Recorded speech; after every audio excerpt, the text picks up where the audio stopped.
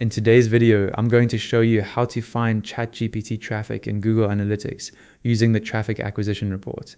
To get started, open Google Analytics and make sure you've selected the correct property. Then in the left-hand menu, go to Reports. From here, expand acquisition and open traffic acquisition. This report shows where your website sessions are coming from, so it's the best place to check whether visitors are arriving through ChatGPT or other OpenAI sources.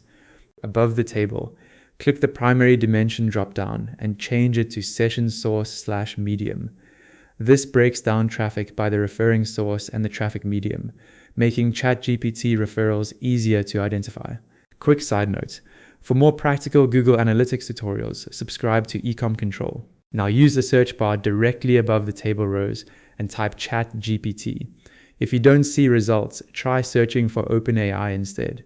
Any matching rows will show the sessions Google Analytics has attributed to that source, along with engagement and conversion data for those visitors. And that's it.